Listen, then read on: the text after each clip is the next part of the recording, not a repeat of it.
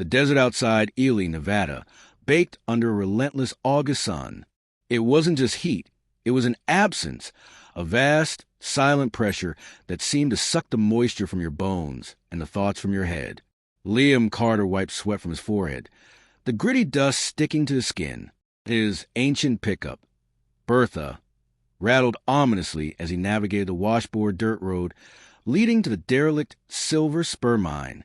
Beside him, his younger sister, Chloe, tapped impatiently on her phone screen. No bars. Again. Seriously, Liam? This is where you drag me for your geological survey internship? Feels like the edge of oblivion. Liam forced a grin, adjusting his glasses. Oblivion pays surprisingly well. Millennium Geotech needs core samples. Deep ones. Apparently, this old mine shaft goes down further than anyone thought. He gestured at the desolate landscape, skeletal Joshua trees, rust-colored hills, the immense, empty sky. Perfect place to get some real data undisturbed. He didn't add the real reason, escaping the suffocating pity back home after Dad's sudden, unexplained stroke that left him a vacant shell. This desolation felt honest. Chloe sighed, dramatic as only a 17-year-old could be, undisturbed by anything, including civilization or decent Wi-Fi. She squinted out the windshield. Hey, what's that? Liam followed her gaze.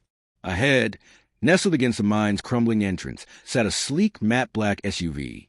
Government plates. Unmarked. His stomach tightened. Probably just Millennium oversight. Or BLM checking permits. But the SUV looked expensive, out of place, like a panther lounging in a junkyard. Parking beside it, the silence pressed in. No birds, no wind, just the ticking of Bertha's cooling engine. As they climbed out, a man emerged from the mine entrance. He wasn't in a suit, but worn khakis and a faded flannel shirt. Yet his bearings screamed military, ramrod straight, eyes scanning the horizon with unnerving stillness. He held a rugged tablet, not a clipboard. Liam Carter? His voice was flat, devoid of inflection. That's me. This is my sister, Chloe. Just along for the ride. Liam offered a hand. The man ignored it, focusing on his tablet. Agent Royce. Millennium Liaison. He didn't offer a first name or an agency. Your equipment's inside. Core drill, sensors, the works. You'll be working level 7. He tapped the tablet. Deep, real deep. Priority extraction of specific mineral signatures. Report anomalies immediately. Any visual, auditory, or biological irregularities. Understood. Chloe snorted. Biological? Like rattlesnakes. Royce's gaze snapped to her, cold and assessing. Like anything that shouldn't be there, Miss Carter, this isn't a picnic ground. The mine's structurally unpredictable below level 5. Stick to the designated path. Sensors are live. We monitor. He gestured towards the dark maw of the entrance. Suit up. Full gear. Air quality's marginal down low. He turned and walked back toward the SUV without another word. Charming, Chloe muttered. He gives me the serious creeps. Yeah, Liam agreed, watching Royce disappear inside the vehicle. The windows were tinted impossibly dark. Me too. Let's just get this over with. The mine swallowed them whole. The initial levels were predictably grim. Rough-hewn rock, rusted rails, the smell of damp earth and decay. Flickering industrial lights cast long, dancing shadows. Millennium had installed modern reinforcements. Steel beams, thick power cables snaking along the walls, and clusters of sophisticated sensors emitting faint, rhythmic hums and blinking LEDs. It felt less like archaeology and more like preparation. Level 5 marked a shift. The air grew colder, damper, carrying a faint metallic tang that coated the tongue. The modern reinforcements stopped abruptly. Beyond lay the original mine shaft, narrower, the walls jagged and weeping condensation. Their headlamps cut feeble cones in the oppressive darkness. The only sounds were their own breathing, the crunch of their boots on loose scree, and the distant, unsettling drip, drip, drip of water from unseen heights. Okay, Chloe whispered, her earlier bravado gone. This officially sucks. How much further to level 7? According to the map Royce uploaded, Not far, but it feels deeper. Liam checked the rugged tablet Millennium provided. The schematic showed level 7 as a large, irregular chamber. A pulsing red dot marked their drill site. Another cluster of dots, labeled biosensor array, blinked nearby. He frowned. Biosensors? For mineral extraction? They reached the entrance to level 7, a ragged hole in the rock face, partially shored up with new timbers. A low, almost subsonic thrum vibrated through the floor, making their teeth ache. It felt alive. "You hear that?" Chloe asked, her voice tight. "Feel it more," Liam murmured. He stepped through the opening. Level 7 wasn't a chamber. It was a cathedral. Immense, naturally vaulted, disappearing into darkness above their headlamp's reach.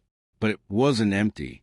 Scattered across the cavern floor, embedded in the walls, even hanging like grotesque stalactites, were things. Not rocks, not minerals. They resembled massive, obsidian-black eggs, roughly the size of coffins, but impossibly smooth and cold to the touch. Veins of faint bioluminescent blue light pulsed within them, slow and rhythmic, like sleeping hearts. The source of the thrumming. Thousands of them. Liam. Chloe breathed, frozen in the entranceway. "What are those?" Liam approached the nearest one, his geological curiosity warring with primal dread. He reached out a gloved hand. It wasn't stone. It felt more like cool volcanic glass, but with a strange, yielding density. The blue light within pulsed brighter at his proximity. I don't know. Some kind of geological formation? Crystalline growth. A sharp, high-pitched ping echoed from the biosensor array mounted on a tripod nearby. It screened, previously showing flat lines, now displayed frantic, spiking waveforms. Liam jumped. Chloe screamed. The sound didn't come from the sensors. It came from the egg Liam had touched. A hairline fracture appeared on its surface, glowing with that same intense blue light. Then another, and another. The pulsing light inside accelerated, flashing like a strobe. The low thrum escalated into a deafening, tearing shriek that vibrated the very air. Dust rained from the ceiling. "Run." Liam grabbed Chloe's arm, yanking her back towards the tunnel. He risked a glance back. The egg wasn't hatching. It was unfolding, like some impossible, obsidian-black flower. Segments peeled back with sound like grinding glaciers. From within the blinding blue radiance, something uncoiled, not a creature with limbs or eyes as humans understood them. It was a shifting geometric lattice of pure, burning blue light, angles and planes that defied perspective, constantly reconfiguring. It hovered above the shattered shell, humming with energy that made the air crackle and Liam's fillings ache. It emitted no heat, only an intense, bone-deep cold. It sang, not with sound but with light. Patterns of impossible complexity cascaded across its luminous structure, shifting faster than the eye could follow. They weren't just patterns, they were ideas. Liam glimpsed fractal landscapes of frozen stars, equations that dissolved into screams, the dizzying spiral of galaxies being born and dying in an instant. It was beautiful. It was terrifying. It felt like staring into the exposed cortex of God. And it saw them, the cascading light patterns focused, coalescing into a single, searing beam that pinned them like insects. Liam felt a pressure inside his skull, a terrifying sense of connection, as if the thing was rifling through his memories, his fears, his very sense of self. He saw his father's vacant eyes, felt the crushing weight of grief, tasted metallic fear on his tongue, all amplified, reflected back at him through the alien lens. Chloe whimpered, clutching her head. "Make it stop! Make it stop!" The hovering lattice pulsed. A wave of pure, disorienting nausea slammed into them. The cavern walls seemed to ripple and melt. The floor buckled. Liam's sense of up and down dissolved. He saw Chloe distorted, stretched like taffy, her scream echoing from impossible directions. Then, silence. The blue light vanished. The lattice was gone. Only the shattered obsidian shell remained, dark and inert. Liam lay gasping on the cold stone, his mind reeling. Chloe was curled into a ball, sobbing. The biosensor array shrieked a continuous alarm. "Did you see?" Chloe choked out. Did you see what it showed me? Mom, she was... Don't. Liam gasped, pushing himself up. His head pounded. Don't think about it. We have to get out. Now! He knew, with chilling certainty, that Royce and his men would have seen the sensor spike. They'd be coming, stumbling, supporting each other. They fled the chamber of unfolding nightmares. The climb back through the mine levels was a blur of panic and disorientation. The lingering echo of the light song played tricks on their minds. Shadows seemed to ride with unseen geometries. The drip of water sounded like whispered secrets. They burst out into the blinding desert sun, gasping like drowning men. The black SUV was still there. Roy stood beside it, staring at them, his expression unreadable. Two other men, similarly nondescript but radiating menace, stood nearby. What happened? Royce's voice was dangerously calm. Liam fought for composure, the horrifying beauty of the unfolding lattice burning behind his eyes. Something was down there, in the black eggs. It came out. Light, singing light. Royce didn't look surprised. He exchanged a glance with one of the other men. Describe it. It unfolded, like crystal, made of pure blue light. Patterns, it showed me things, Chloe stammered, tears streaming down her face. Patterns, Royce repeated. A flicker something. Recognition? Dread? In his cold eyes. He tapped his earpiece. Containment team moved to level 7. Bio-event confirmed. Initiate protocol, Halo. He looked back at Liam and Chloe. You too. In the SUV. Now. What? Why? We need to get to town. We need to tell someone. Liam protested. Royce's hand rested casually near his hip, where the bulge of a holster was visible under his flannel shirt. You've been exposed to a classified atmospheric anomaly. Potential neurological hazard. Standard quarantine procedure. For your safety and the public's. His tone brooked no argument. Get in. The drive back to Ely was conducted in suffocating silence. Royce drove, eyes fixed ahead. One of the other men sat in the passenger seat, constantly murmuring into a comms unit. The third sat in the back with Liam and Chloe, his expression impassive, his posture radiating control violence. The comforting familiarity of the desert outside the tinted windows felt like a cruel joke. They weren't taken to a hospital. They were driven to a nondescript, windowless concrete building on the outskirts of town, bearing a small weathered sign, Desert Geological Survey Annex, authorized personnel only. Inside it was sterile and cold. Fluorescent lights hummed overhead. They were ushered into separate, bare examination rooms. A woman in a white lab coat entered Liam's room. Dr. Eris Thorne, according to her badge. She had sharp features and eyes that held a disturbing blend of clinical detachment and intense curiosity. Liam Carter. My name is Dr. Thorne. I understand you had an encounter in the Silver Spur mine. Encounter? Liam scoffed, his nerves frayed. Something came out of those black eggs. It was light, living light. It got inside my head. Dr. Thorne nodded, making notes on a tablet. Visual and auditory distortions are common with the atmospheric instability we're monitoring. High-frequency resonance interacting with the unique mineralogy. Can you describe the patterns you saw? They weren't just patterns. Liam insisted, frustration boiling over. They meant something. They showed me things. Memories. Fears. Twisted.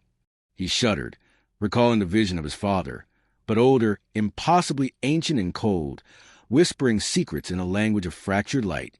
Fascinating, Dr. Thorne murmured, her eyes gleaming. Synesthetic feedback loops induced by the resonant frequencies.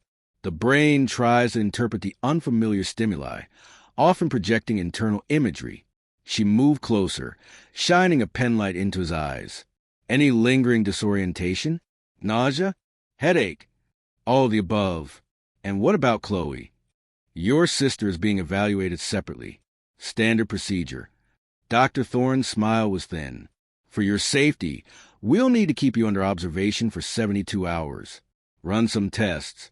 Ensure there are no lasting effects from the anomaly. 72 hours? We can't stay here. Our dad, he's sick, he needs us. Arrangements will be made, Dr. Thorne said smoothly. Your well-being is our priority. Liam, try to rest. She left, the heavy door clicking shut behind her with finality. Liam heard the distinct sound of a lock engaging. He was a prisoner. The next 48 hours were a blur of tests and isolation. Blood draws, EEGs, MRIs, endless questionnaires about the patterns and sensations he'd felt. Dr. Thorne was always polite, always clinical, but her questions grew increasingly specific, probing the exact nature of the visions, the feeling of a connection. Royce watched from the corner during some sessions, silent and unnerving. Liam caught snippets of conversation through the door, phrases like signal strength increasing, multiple emergence points, and the chilling halo harvest imminent. He saw Chloe only once, escorted down the hall. She looked pale and haunted, her eyes wide with residual terror. They keep asking about the light, Liam, she whispered urgently when their guards weren't looking. They want to know what it showed us. It's not quarantine, it's interrogation. The disorientation faded, replaced by a gnawing dread. The silence of the facility was oppressive. No windows, no sense of day or night, only the hum of fluorescent lights and the occasional muffled sound of heavy boots beyond the door. Liam tried to sleep, but his dreams were filled with shifting blue geometries and the bone-deep hum. He dreamed of Ely, not the sleepy town he knew, but a place where the streets flowed like liquid light, and the people moved with jerky, unnatural precision, their eyes reflecting impossible patterns. He dreamed of the obsidian eggs cracking open everywhere, unfolding into angels of pure, devouring song. On the second night, the silence broke. A low, resonant hum began, not from the facility, but seemingly from the earth itself. It vibrated to the concrete floor, up the legs of his cot. It was the same frequency as the mine, but amplified 100-fold, pervasive. Then came the sirens, not police or fire, but a deep, pulsing wail that seemed to bypass the ears and resonate directly in the chest cavity. Red emergency lights bathed the corridor outside his door in a hellish glow. Shouts erupted, running feet, the sharp, unmistakable crack of gunfire. Then screams, not screams of pain, but of pure, unadulterated terror and disorientation. Liam pressed his ear to the door. He heard guttural cries, the sound of bodies collapsing, and beneath it all, a rising chorus of high-pitched, crystalline singing. The sound he'd heard in the mine. They're here. Panic seized him. He had to find Chloe. He had to get out. He threw himself against the door. Solid steel. Locked. Desperation fueled him. He scanned the sparse room, cot, bolted-down table, sink/toilet unit. Nothing useful. The humming intensified.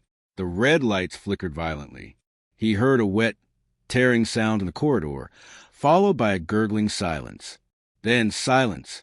The humming subsided slightly. The sirens cut out abruptly. The red lights remained. A heavy thud hit his door. Then another. Metal groaned. Liam backed away, heart hammering against his ribs. The door buckled inward around the lock. With a final, shrieking tear of metal, it flew open, crashing against the wall. Royce stood in the doorway. But it wasn't Royce. His eyes were wide, impossibly wide, the whites now veined with crawling threads of that same bioluminescent blue. The patterns danced across his irises like malevolent fireflies. His mouth hung slack, a thin trail of luminous blue saliva dripping onto his flannel shirt. He held his sidearm loosely in one hand. He didn't point it at Liam. He just stared, and from his open mouth, a faint, discordant hum resonated, harmonizing with the deeper thrum in the earth. Royce. Liam whispered, frozen. Royce's head tilted at an unnatural angle. The blue threads in his eyes pulsed. He took a jerky step forward, then another. His movements were stiff, puppet-like. The hum emanating from him grew louder, forming disjointed fragments of that same alien song Liam had heard in the mine. It wasn't aimed at him. It was like Royce was broadcasting or praying. Liam acted on pure instinct. He ducked low, scrambling past the stumbling figure. Royce made a clumsy grab, fingers brushing Liam's shoulder, sending a jolt of icy disorientation through him. Liam stumbled into the corridor. Chaos. Red light painted a scene from a nightmare. 2 other guards lay on the floor. One was perfectly still, eyes wide open and glowing faintly blue, a serene, vacant smile on his face. The other was convulsing, blue veins pulsing under his skin like trapped lightning, his mouth stretched in a silent scream. Dr. Thorne was crouched behind a flipped gurney. Her eyes were wide with terror, not vacancy. She clutched a standard-issue pistol in trembling hands. "Carter, down!" she screamed, firing past him. Liam hit the deck. The bullet struck Royce in the center of his glowing chest. There was no spray of blood. Instead, a burst of brilliant blue light erupted from the wound, like liquid energy. Royce staggered but didn't fall. He looked down at the hole, then back at Dr. Thorne. The hum from his mouth deepened, becoming a single, sustained note of pure malice. He raised his own sidearm. Dr. Thorne fired again, and again. Each shot punched a hole of searing blue light into Royce's body. He absorbed them, the light spreading through him, illuminating his skeleton in a grotesque X-ray. On the 4th shot, he finally crumpled, collapsing into a heap that smoldered with fading blue embers, not blood, non-ballistic energy projection. Dr. Thorne gasped, scrambling up. Her clinical detachment was shattered. They're converting organic matter. The song, it's not communication, Carter. It's conversion, a resonant frequency that rewrites biology. She grabbed Liam's arm, her grip like iron. "We have to get to the comms room. Warn someone before the main harvest wave hits. Chloe, where's my sister?" Liam yelled over the rising hum, which seemed to be coming from outside now, vibrating the walls. "Cell block B. This way." Dr. Thorne shoved him down the corridor, away from the still smoldering ruin of Royce. They passed more horrors. A technician stood frozen, staring at a wall covered in crawling, luminous blue fractal patterns that hadn't been there before, humming softly. Another man was methodically bashing his head against a steel door, his forehead a pulpy mess, blue light flickering in the wound with each impact. He didn't seem to feel it. They rounded a corner. Cell block B. The heavy door was partially melted, glowing cherry red around the edges. Tendrils of blue light snaked through the gap. The song here was deafening, a physical pressure. "Chloe," Liam screamed, pulling against Dr. Thorne's grip. A figure stepped through the molten doorway. It was one of the guards who had been in the SUV. Half his face was human, twisted in agony. The other half was reforming, smooth, obsidian-like material, like the eggs, pulsed with blue veins beneath a semi-translucent skin. His left arm ended not in a hand, but a shifting, geometric cluster of blue light, humming intensely. He turned his hybrid face toward them. The human eye wept blood. The obsidian eye pulsed with cold, alien intelligence. He raised his light cluster arm. It began to coalesce into a blade-sharp point. Dr. Thorne didn't hesitate. She raised her pistol and emptied the magazine into the hybrid guard's chest. Blue light burst from the impacts. He staggered, the light arm flickering. The human side of his face screamed silently. The obsidian side remained impassive. He kept coming. "Run!" Dr. Thorne yelled, shoving Liam back down the corridor they'd come from. To the garage. "Now!" They fled, the sound of the humming guard pursuing them, his footsteps a strange mix of heavy thuds and an ethereal, crystalline chime. They burst through a heavy fire door into a large garage bay. 2 Humvees and a Jeep were parked inside. The large roll-up door was shut. Dr. Thorne sprinted to a control panel on the wall. "Get in the Jeep," she yelled, punching codes into the panel. The panel sparked violently, showering her in sparks. She cursed. "Locked out. The signal, it's overriding everything." The humming guard emerged from the doorway. More figures shuffled behind him. Other infected personnel, their transformations in various stages. Some were just vacant-eyed hummers. Others had limbs replaced by light constructs or patches of obsidian skin spreading like mold. They moved with terrifying coordination, drawn by the song that now seemed to emanate from the very walls. Liam saw a heavy wrench on a nearby tool cart. He grabbed it, his knuckles white. It felt pitifully inadequate against a humming blade forming on the lead hybrid's arm. Dr. Thorne pulled a small device from her lab coat, a key fob. She pressed it. The Jeep's lights flashed. Get in. Start it. She turned, raising her empty pistol uselessly towards the advancing hybrids. Liam threw himself into the driver's seat. The keys were in the ignition. He turned it. The engine roared to life. Dr. Thorne, come on. She was backing toward the Jeep, firing the empty pistol. Click, click, click at the hybrids. The lead one was only 10 feet away, its light blade raised. Suddenly, the entire building shook violently. A section of the concrete ceiling near the roll-up door cracked and collapsed inward. Not debris. An egg. A massive, obsidian-black egg, easily the size of a car, crashed on a garage floor, shattering like glass. From within the blinding blue radiance, a larger, more complex lattice of light unfolded. It hovered, humming a deeper, more powerful chord. Patterns cascaded across its structure. Images of the town, the desert, the stars, all distorted, all singing the same song of conversion. The advancing hybrids paused, turning towards a new entity.